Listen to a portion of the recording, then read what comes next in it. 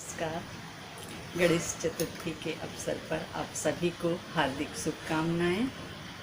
आज गणेश जी का पूजन करके हम इनके जीवन से प्रेरणा लेते हैं और आशीर्वाद लेते हैं, क्योंकि हर कार्य गणेश जी के पूजन से ही शुरू होता है। इवन हम कार्य के शुभारंभ को ही श्री गणेश कहने लगे हैं। ऐसा क्यों है? क्योंकि हम नहीं चाहते हैं, हम सब नहीं चाहते हैं कि हमारे किसी कार्य में कोई विघ्न आए, और गणेश जी विघ्न विनाशक हैं। तो इसलिए हम सबसे पहले गणेश जी की पूजा करते हैं। तो हम चलो एक कहानी सुनते हैं, उसके माध्यम से कुछ समझने की और समझाने की कोशिश करते हैं। एक बार गणेश जी और उनके भाई में आपस में बात हुई कि सबसे प्रथम पूज्य कौन हो सकता है, तो इसके लिए क्या करना चाहिए। तो गणेश जी का दिमाग अलग तरह का था, कार्तिकेय जी का दिमाग अलग तरह का था। तो कार्तिकेय जी ने कहा जो सबसे पहले पृथ्वी की परिक्रमा कर ले वह विजेता माना जाएगा। गणेश जी ने कहा ठीक है। तो कार्तिकेय जी तो चल दिए पूरी पृथ्वी की परिक्रमा करने, और गणेश जी आराम से उठे और उन्हें अपने माता पिता की परिक्रमा की और उनके चरणों में प्रणाम करके बैठ गए। कार्तिकेय जी पूरी पृथ्वी का भ्रमण करके आए तो देखा कि गणेश जी तो पहले से ही वहाँ बैठे हुए हैं, और सारे देवताओं से जब कहा गया कि डिसीजन लें तो सारे देवताओं ने कहा गणेश जी प्रथम आए हैं, क्योंकि माता पिता में ही पूरी पृथ्वी आकाश समाहित है। कार्तिकेय जी ने तो केवल पृथ्वी की परिक्रमा की है, गणेश जी ने तो पूरे आकाश की भी परिक्रमा कर ली, क्योंकि पिता आकाश का स्वरूप है, माता पृथ्वी का रूप है। तो गणेश जी की विजडम देख के सब देवता आश्चर्यचकित हो गए, और शंकर जी ने उनको वरदान दिया कि वह प्रथम पूज्य बनेंगे, हर कार्य से पहले इनका पूजन होगा। तो हम सबको इनके जीवन से क्या प्रेरणा लेनी है कि एक तो ये कि जिन लोगों ने हमें जन्म दिया उन माता पिता की हमको कितनी उनमें आस्था और विश्वास होना चाहिए। एक तरीक़ा से वो पूज्य हैं, भगवान हैं हमारे लिए, जिनके द्वारा हम आए हैं। और हम कहाँ से आए हैं? हम भगवान ने हमें भेजा है, तो हमें उनके चरणों में रह के उनकी आराधना करना और भगवान की आराधना करना हमारे लिए बराबर बात है।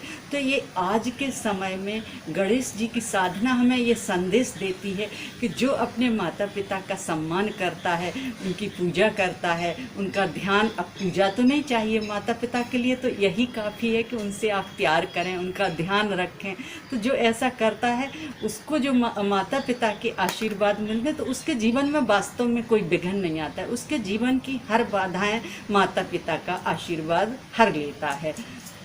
और दूसरी बात आप ये देखिए कि गणेश जी का विग्रह देखिए आप, कि जो गणेश जी का विग्रह है ना, जब आप उनको स्थापना करते हैं घर पे, उनका पूजन करते हैं, भोग लगाते हैं और उसके बाद उनको विसर्जन करते हैं पूजा के बाद, तो इतना ही पर्याप्त नहीं है। आप उनके विग्रह को जरा गौर से देखिए। उनका विग्रह अपने आप में एक संदेश देता है।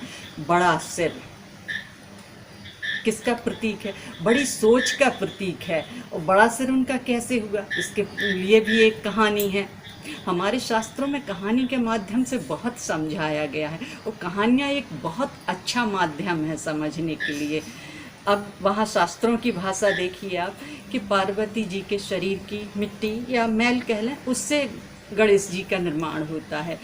गणेश जी उससे जन्म लेते हैं, मैल से, और पार्वती माता उनमें प्राण फूंक देती हैं और उनको गेट के बाहर खड़ा कर देती हैं, क्योंकि शंकर जी तपस्या करने गए हैं, तो वो गेट के बाहर खड़ा कर देती हैं। वो जब भी स्नान करने के लिए जाती हैं तो वो गणेश जी को बोलती हैं कोई भी आए आपको उसे अंदर नहीं आने देना है। गणेश जी मान लेते हैं, आज्ञाकारी हैं। तो जब शंकर जी उसी समय तपस्या करके आते हैं और गणेश जी उनको नहीं आने देते हैं, और वो तपस्या करके आए हैं, उनके दिमाग पर गर्मी बढ़ी हुई है और उनको गणेश जी अंदर नहीं आने दे रहे। वो परिचय देते हैं, वो समझाते हैं, वो प्रेम से समझाते हैं, बहुत आग्रह करते हैं विनम्रता से, लेकिन गणेश जी की समझ में नहीं आता है, तो वो उनका सर काट देते हैं। माता पार्वती को बुरा लगता है, तो वो फिर शंकर जी उनको वचन देते हैं कि जो भी पहला व्यक्ति निकलेगा हम उसका सर इन पर लगा देंगे, और वो ऐसा करते हैं। लेकिन वो हाथी होता है निकलने वाला, तो वो हाथी का सिर लगा दें। अब इस शास्त्रों के प्रतीक को समझिए आप, कि हाथी का ही सिर क्यों लगाते हैं। और शंकर जी एक बालक की हत्या कर सकते हैं, तपस्या करके घर आ रहे हैं, अरे थोड़ी देर और रुक जाते, प्रतीक्षा कर लेते, नहीं, वो उस अहंकार का सर काटते हैं। वो सर नहीं काटते हैं, वो बाल हत्या का अपराध नहीं लेते हैं, वो सर नहीं काटते हैं, वो उस अहंकार को खत्म करते हैं जो एक रिजिड सोच का प्रतीक है कि एक आदेश कि मुझे अंदर नहीं आने देना है। अरे आप सोचिए, दूसरे पक्ष को भी आप देखिए। जैसे आप आजकल के वातावरण में देखें कि आपके दिमाग में एक चीज़ फिक्स हो गई है कि हमें मूर्तियों का विसर्जन नदी में करना है। अब आपसे सब आग्रह कर रहे हैं, कह रहे हैं कि नदी में विसर्जन मत करिए, इससे पानी प्रदूषित होता है, पर्यावरण को खतरा होता है, लेकिन फिर भी कुछ रिजिड सोच वाले नहीं मानते हैं, जिद करते हैं। तो इसी जिद का सर काटते हैं वो, क्योंकि ये छोटी सोच है। शंकर जी ऐसा सोचते हैं कि ये छोटी सोच है और उन्हें गणेश जी में बड़ी सोच की स्थापना करनी है, क्योंकि हर पिता ये सोचता है उसका बालक उससे भी बड़ी सोच का हो। तो हाथी प्रतीक माना जाता है विजडम का, तो वो हाथी का सर उसके सिर पर लगा देते हैं। देखने में ये आजकल वर्तमान में ये कहानी लगती है कि ऐसा संभव ही नहीं है। एक विज्ञान का विद्यार्थी सवाल करेगा कि नहीं आप एक्सप्लेन करिए, ऐसा संभव नहीं है, लेकिन ये शास्त्रों की उस समय की भाषा है जो प्रतीक वाली भाषा है कि सिर काटना मीन्स अहंकार की समाप्ति, और उसका हाथी का सिर लगा देना मीन्स एक बड़ी सोच का प्रतीक, बड़ा सिर जो हर तरफ सोच सके, हर तरीके से सोच सके, अतीत से लेकर वर्तमान तक जिसकी सोच का विस्तार हो, जो अपने हर कार्य के परिणाम के बारे में सोच सके। तो अपने बालक को वो ऐसा बनाते हैं, तभी तो फिर उनको प्रथम पूज्य का वरदान मिलता है। ऐसे ही आप प्रथम पूज्य नहीं बन जाते हैं, गणपति यानी गणों के अधिपति यानी लीडर। तो लीडर कैसा होना चाहिए? जिसकी सोच बड़ी हो। ऐसा ना हो लीडर कि कोई आपदा आ गई है वो उसी का फ़ायदा उठाने लगे, या छोटे छोटे लीडर अपने जाति धर्म के ग्रुप बना लेते हैं। तो ये क्या है? ये छोटी सोच का परिचायक है। तो यहाँ वर्तमान में संदेश मिलता है गणेश जी से कि जो बड़ी सोच का है, जिसके मस्तिष्क का संपूर्ण विकास है, वही हमारा लीडर बनने के योग्य है।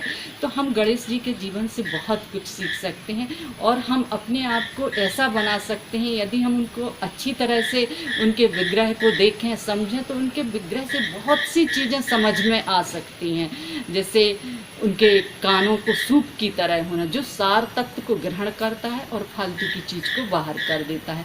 यानी गणपति यानी एक लीडर में क्या क्वालिटी होनी चाहिए कि जो सकारात्मक बात को सुने, सारा सुने, बड़े कान हैं, सुने बहुत, लेकिन जो सकारात्मक चीज़ है उसको ग्रहण करे और नकारात्मकता को बाहर, नकारात्मकता को बिल्कुल दूर से नकार दे।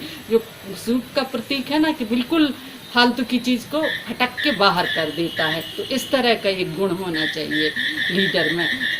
तो ये गणेश जी समझा रहे हैं हमें, आज उनके विग्रह, उनके प्रतीक से हम समझ सकते हैं कि एक हमारा लीडर कैसा होना चाहिए।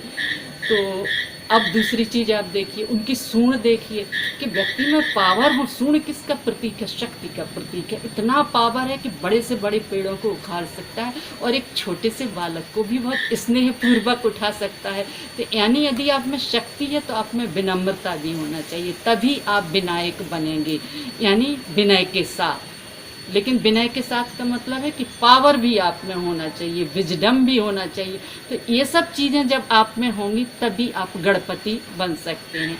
अब आप देखिए विघ्न विनाशक, अब उनकी जो सवारी है वो चूहा है। तो चूहा देखिए कुतरता ही रहता है, कोई ना कोई चीज़, चाहे खाने पीने की चीज़ हो, कोई प्लास्टिक की चीज़ हो, कागज हो, कुतरता है। छोटी बाधाएं जीवन में लाता रहता है।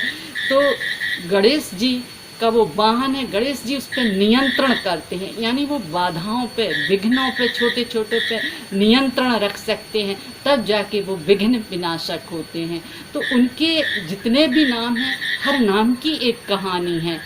यदि लेकिन ये जो शास्त्रों की कहानी है ये बहुत महत्वपूर्ण है, ये हमें आज की पीढ़ी को समझानी चाहिए और आज की पीढ़ी को भी समझना चाहिए कि हम शास्त्रों से कितना सीख सकते हैं। लेकिन शास्त्रों से हम सीखते क्या है? हम शास्त्रों के नाम पर सिर्फ पाखंड को सामने लाते हैं, हम धर्म के नाम पर सिर्फ पाखंड को सामने लाते हैं। यह हमारे देश का दुर्भाग्य है। जबकि हमारे शास्त्रों से हम विज्ञान भी सीख सकते हैं और ज्ञान भी सीख सकते हैं। तो गणेश जी ज्ञान और विज्ञान का प्रतीक हैं। इनका तो एक एक नाम अपने आप में इतने महत्वपूर्ण है। तो अभी मैं आपको समझाती रहूँगी धीरे धीरे गणेश जी के बारे में। अभी मैं यही कहूँगी कि आज हम सब लोग प्रार्थना करें कि हमारे जीवन से छोटी छोटी बाधाएं, छोटे छोटे विघ्न गणेश जी की कृपा से दूर हों, और हम गणेश जी का जाते जाते गणेश जी का एक प्रतीक और हम देख लें कि जो उनका सिटिंग पोस्चर है उसमें वो एक पैर को मोड़ के बैठते हैं, जो है ध्यान का प्रतीक, और एक पैर उनका ज़मीन में रहता है, जो है समाज का प्रतीक। यानी हम अपने समाज के प्रति, परिवार के प्रति, देश के प्रति और इस पृथ्वी पर्यावरण के प्रति भी कार्य करें, और ऊपर से उस चेतना से भी जुड़ें, ध्यान की चेतना से भी, उस हायर कॉन्शसनेस से जुड़ें, दिव्यता से जुड़ें, और फिर समाज का कार्य करें। ना कि पहले समाज का कार्य करें फिर सोचें हमें अब दिव्य बनना है। पहले दिव्य बने और उसके बाद समाज का कार्य करें। बस आज इतना ही। जय गणेश।